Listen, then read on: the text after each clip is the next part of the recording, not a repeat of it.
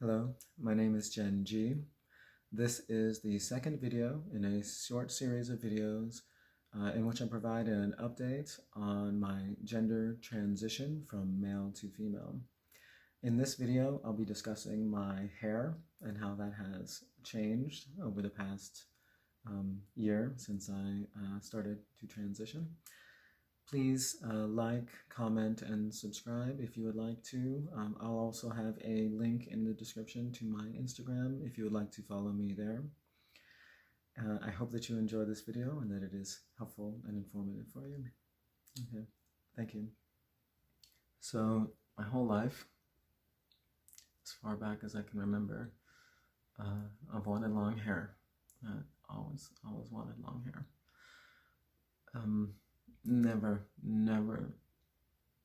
ever have I wanted a male man's haircut. Never. Always wanted long hair and braids. So I did grow my hair out in high school. And I'm sure I have some pictures of that somewhere. I don't know if I'll get them up for this, but I grew my hair out pretty long in high school, and then cut it, and then I joined the military. So after graduating high school, and my whole life story is a lot more complicated, but I'm just real simple here. So I was really bummed to be, I needed to be in the military. It was a good job of me at the time, but I was really bummed about the haircut. Having to have my hair cut that short for so long. I was in the military, the Marines, for just over 7 years. And as I was getting out, I noticed that my hair had started thinning, and I was kind of concerned. My androgenic alopecia, so male pattern baldness, runs in my family on my mother's side, which means that without doing the genetic testing, I'm quite sure that I have the gene for hair loss, for male pattern baldness from my mother's side. And I was really concerned about that after getting out of the military. I grew my hair out. After I got out, I grew it out, and there wasn't appreciable, significant hair loss at that time, although it was thinning.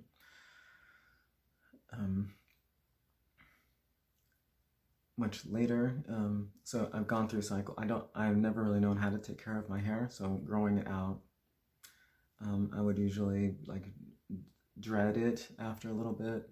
I would have some dreads in there, or maybe dread the whole thing, and then they never really looked that great. It's probably fine. I would end up cutting it all off, and then having a short for a time, and then growing it back out, and then cutting it all off, and then short for a time, and growing it back out. So I went through these cycles over several years of growing my hair out long, cutting it back, growing it out long, and because I didn't really know how to take care of it, and yeah, anyway, long story. So it's thinned over time. It has thinned, and in the past couple of years, it started to, I think, accelerate the thinning, and I started to get really, really upset about that. It was really difficult, heartbreaking, to have my hair thinning. So I was really concerned that I would need to wear wigs, and I was like, okay, well, if I have to wear wigs, then I'll just deal with it. But when after I came out as trans, I started looking into different options and trying to recover some of my hair loss if possible, and possibly with hair transplants or etc. And you're looking at me and you're like, what are you talking about? It's fine. But No, when it's so I'm talking about like a year ago when my hair was short, really short, and the thinning was much more obvious. It was very thin. I have some pictures that I don't even want to look at from the top, and you can see how thin and kind of not patchy, but thinning, how thin it was around the top and around the crown, noticeably. So I was really concerned. I started looking into options. I found Dr. Prasad in New York City, who does a scalp treatment that is involving the use of platelets from your own blood. So he does a blood extraction, centrifuges it, which means spinning it really fast so that things sediment in it. So if you have a tube of blood and you spin it super fast, different parts will fractionate or separate in there based on how fast you're spinning it and for how long. Some things will sediment down to the bottom.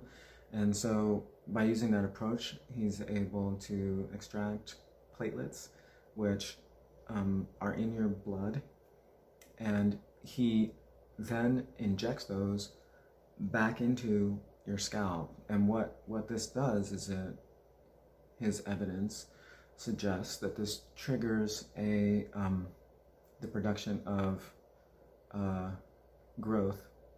I believe it's growth hormones. So hormones that stimulate growth and regeneration in your scalp. Okay, and so this causes your hair follicles to kind of not ignite, but starts to get them to grow back. So if you're not familiar, androgenic alopecia, your hair follicles are thinning, and this is due to the effect of testosterone, or forms of testosterone that are interacting with your hair follicles, and they are susceptible to the testosterone and start to shrink up until they die. So if your follicles are this thick, they'll start to shrink and get thinner and thinner, and so your hair itself is getting thinner and thinner until your follicles die. And once the follicles are dead, they can't be regenerated. They're just dead. You have to get like a follicle hair transplant at that point. Lots of stuff. So I know a lot about hair stuff now because of the research that I did a year ago. And so anyway, I took a chance. I contacted Dr. Prasad. I got in for an appointment, and it's not cheap, but I figured I got one shot at this life. My hair is thinning significantly. I'm going into transition, and I don't want to lose any more. I want to try to regrow as much as I can and try to avoid loss and having to wear a wig. Not that there's anything wrong with that. I was up for it. I knew that that was a possibility. So I did the treatment. Dr. Prasad also prescribes Finasteride, which is it's a enzyme inhibitor. And that it stops the conversion of testosterone into, I think it's called dihydrotestosterone, or dihydrotestosterone. Its initials are DHT. So testosterone, there's an enzyme, which is a protein, that converts testosterone into another form called DHT. And DHT is the one that really does the damage on your hair follicles. So Finasteride is a medication that interferes with that enzyme and so stops that conversion of testosterone into DHT. So Finasteride can stop the thinning. Okay, it can stop the thinning, basically stop your hair from thinning any further than it already is. No guarantee that you'll get regrowth of the hair follicles, but that's what the platelet treatment is for, is to stimulate the regrowth of those follicles So you stop their thinning by stopping that enzyme, and then apply the platelets to the scalp, which triggers growth hormones to stimulate your follicles to thicken back up again. Okay, so that's the treatment. I started in February of 2021, and I think that is going really well. My hair was starting to thicken, like before I got onto hormone therapy. Now let's talk about hormone therapy real quick, and then we'll wrap up the hair thing. So I started hormone therapy in May, mid-May of 2021. Now, if you're not familiar, hormone therapy for male to female transition generally includes a testosterone blocker and and estrogen, or some form of estrogen. Okay, so the blocker is another enzyme inhibitor, or protein. Enzyme inhibitor or protein. It's all kinds of inhibitors. What it does is the blocker blocks the sites. It competes with the sites in your body to which testosterone would bind to, causing its effects on your body. Okay, so testosterone is produced primarily in male testes, and then it's sent all throughout your body. And some of these details may not be correct. This is layman's understanding of endocrinology. Okay, so please don't take me for my exact words on this. Some of this stuff, like I said, I have not actually researched, but my understanding and in layman's terms, I believe this is pretty accurate. Okay, so testosterone produced in the testes, and then it is distributed in your body, and then it binds to certain parts of your cells, triggering whatever its effect is in that area of your body. Okay, so the testosterone blocker blocks the sites where testosterone would bind to, thereby inhibiting its effects on your body. Then you have the addition of estrogen. Estrogen comes in, and estrogen is able to have its effect on your body because testosterone is blocked. Okay, so the longer-term effect of taking estrogen is that it signals your body to stop producing testosterone in the right concentrations of estrogen. Your body will just stop producing it, and it's pretty fascinating. But you still need to take the blocker to block any testosterone from having any effect in your body, even though your testosterone production is going down because of the presence of estrogen. There still is some testosterone, and so you need to keep effectively blocking it from having an effect. So now let's go back to the hair thing. Okay, so if follicle shrinkage and thus hair loss is due to testosterone primarily converted to DHT, okay, and then the DHT interacting with your hair follicles, all right, in people that have androgenic alopecia, like myself, male pattern baldness, okay, then stopping the production of testosterone would limit the available testosterone to be converted into DHT, and therefore it has the effect of reducing your hair loss, reducing the hair shrinkage, because there's not testosterone or that much testosterone to be converted into DHT to then have an effect on your hair follicles. So hormone replacement therapy generally will slow and possibly stop hair thinning and loss, which is wonderful. That's great. Perfect.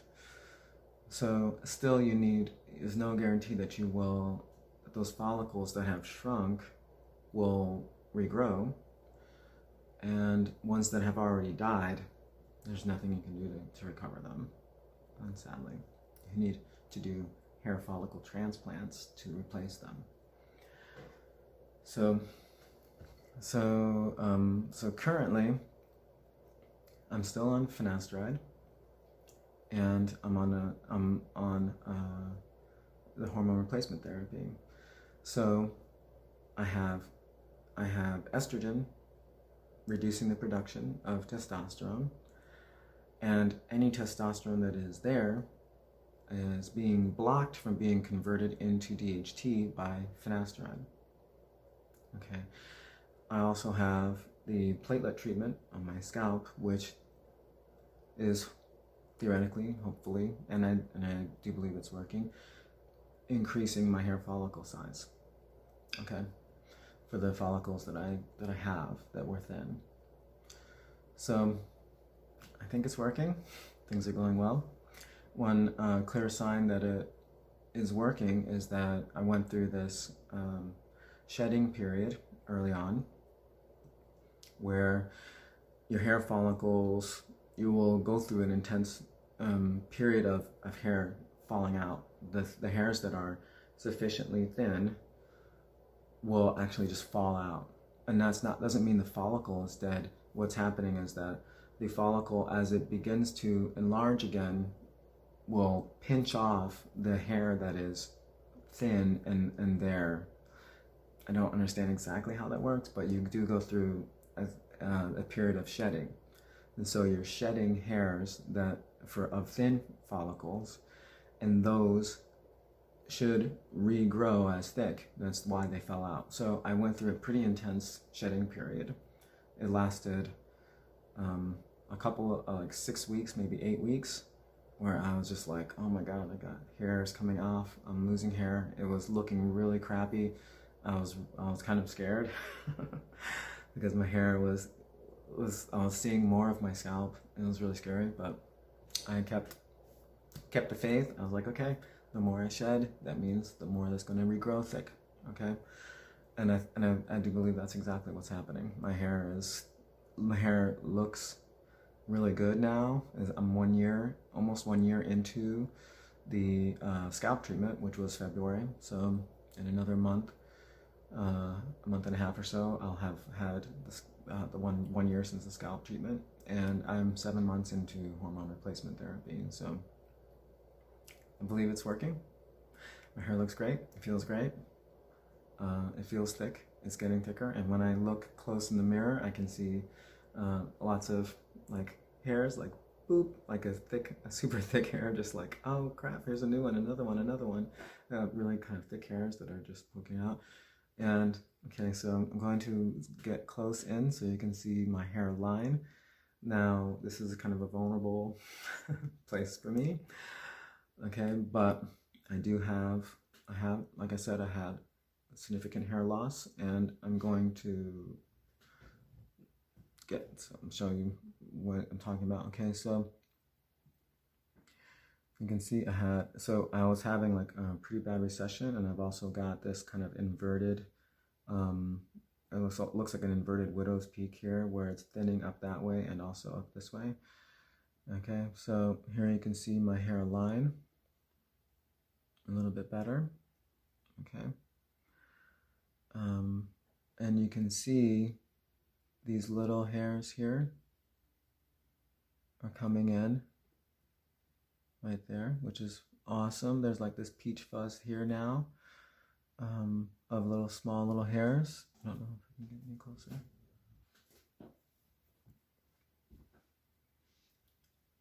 I don't know if it will focus. Okay, might be as good as it gets. You can see in the back here, there are hairs that are starting to come in this area of recession. right there.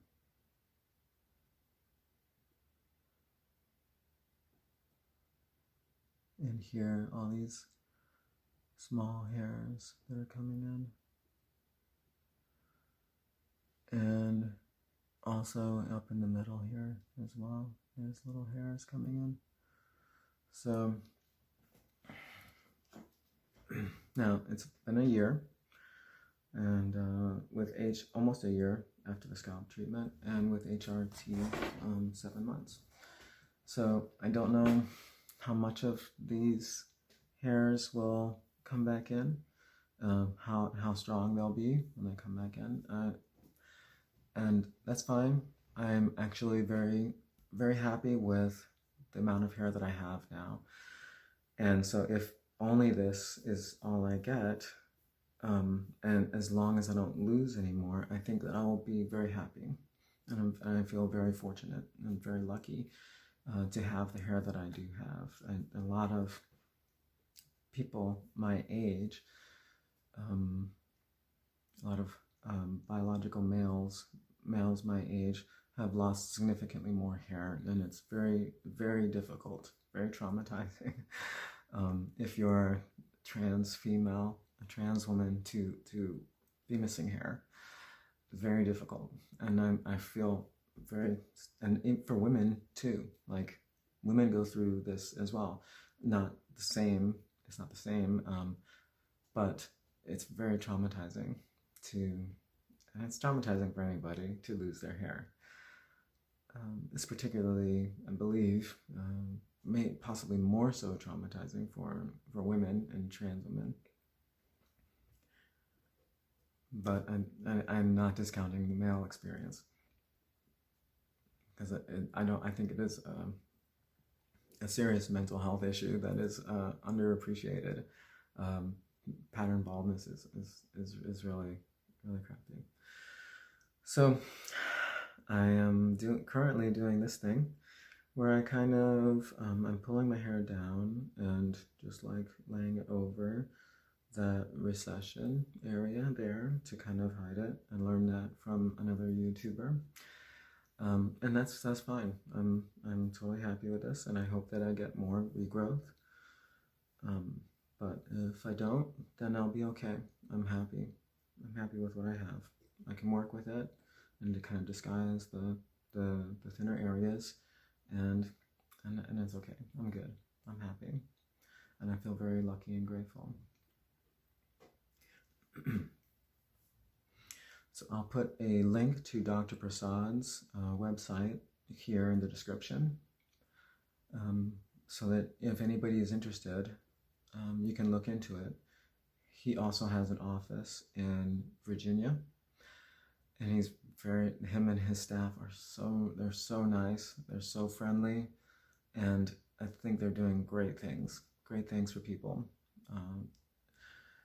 So I believe in Dr. Prasad, and I think, like, even before I was started hormone therapy, I was getting regrowth, and the shedding had already started before I started hormone replacement therapy. So I think that the actual scalp treatment, especially in combination with Finasteride, is really helping. But now that I'm taking hormone replacement therapy, it's kind of hard to separate all the 3 different approaches that I've taken to my hair: the scalp treatment, Finasteride, and hormone replacement. So it's hard to separate these different